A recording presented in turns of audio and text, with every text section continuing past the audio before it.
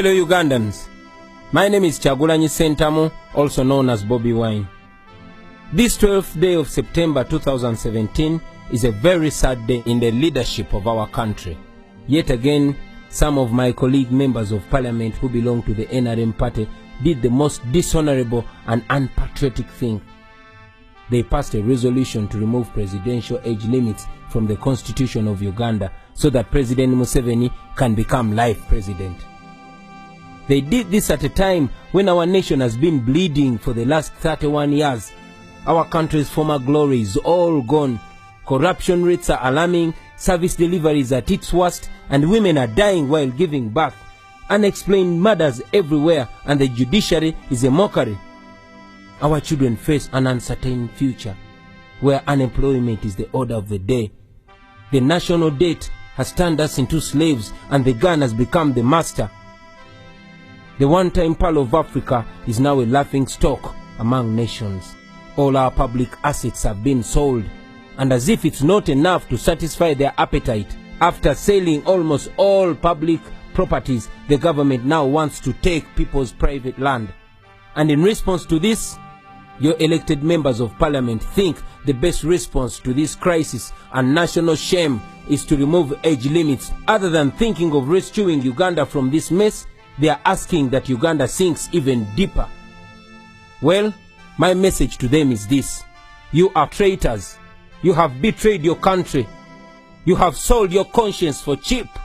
History will judge you very harshly. You should remember that it is your children and your children's children who will inherit this mess that you have created. You should individually reflect on what you have just done. Remember that there will be a time when you must account for this nonsense. Today, most of you who put up your hands to support this resolution, you have put your names on the national wall of shame. You should think about how you want to be remembered, whether as men and women who loved their country or as people who thought only about themselves. You should also remember that you swore an oath to bear true allegiance to the Republic of Uganda and uphold its constitution. So by passing this resolution, you did exactly the opposite of what you sought to do. Well, the good news is that there is still time for you to withdraw your endorsements before it's too late. And before I forget, I want to thank those few patriotic NRM MPs who rejected the madness of raping the Constitution. You are heroes, and please maintain your stand. Do not bow down to pressure, because your voters are watching you and they will be rewarding you. And to President Museveni, in 1986, you asked for 4 years to reorganize the country and hand over power to a civilian government. We agreed. You personally said that Africa's problem was not the people, but the leaders who overstay in power. In 1990, you asked for 5 more years to be able to enact a durable constitution for the nation, and then go. We agreed. In 1995, you asked for a new mandate under the Constitution. You asked for 5 more years. We agreed. In 2001, you requested the nation to renew your mandate for the last constitutional term. We agreed.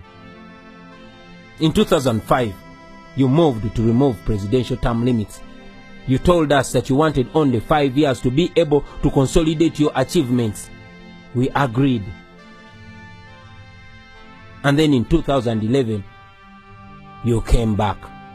You campaigned under the Prosperity for All slogan. You promised that poverty would be history in Uganda after that term, and that you would return to Rwachitula and look after your cows. These were your words.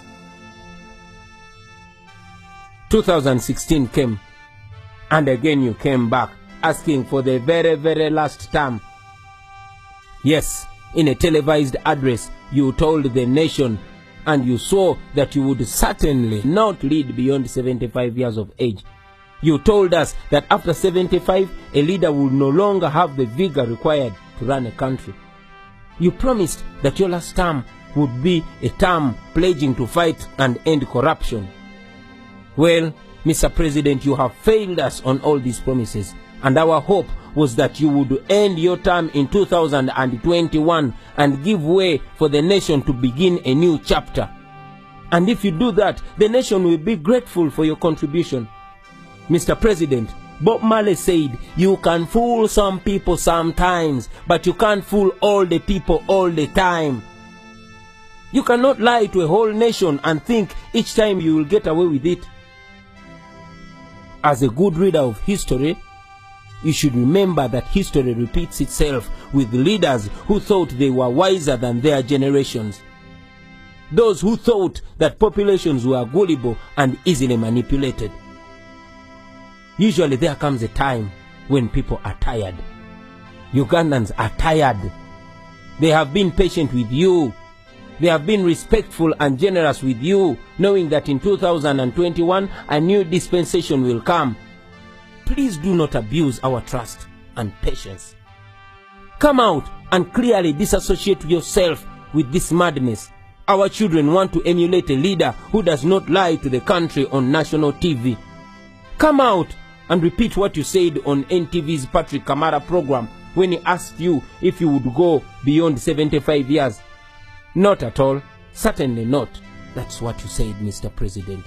And as the first citizen of Uganda, you should come out and inspire the nation to always be truthful to their word. Because as they say, a man is as good as his word. We cannot continue to have a president whose word we can no longer trust. Enough is enough. Now to you, my fellow Ugandans, especially the younger generation. Here in Uganda, we actually one time laughed at Zimbabwe. We laughed when Mugabe promised to roll them until God calls him. We thought it was a joke. But now, we share his sleeping and falling pictures on social media, and he and his whole country has become a laughing stock. I know you know the things I'm talking about, because most of the problems I have mentioned affect you every day. Poverty, unemployment, uncertainty, exclusion, violence at the hands of the state, and many others. We only have this one chance. No matter your tribe, no matter your religion, no matter your political affiliation or creed, poverty and these terrible conditions in our country do not discriminate. We must make the pledge that we shall not allow this amendment to pass. Article number 1 of our Constitution says all power belongs to the people. We are the people. If this Constitution is amended today, we shall have ourselves and only ourselves to blame for eternity. 20 or even 30 years from now, President Museveni will be asking for more terms in office, and you will be perhaps on your sick bed or dead. And if you're still living, you will be living in these suppressive and oppressive conditions.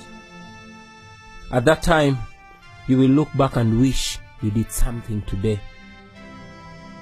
My brothers and sisters, we must defend the Constitution before it is too weak to defend us.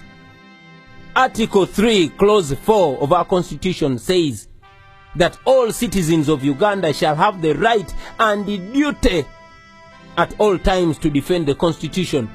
It also says that any person who resists amendment of this Constitution commits no offense.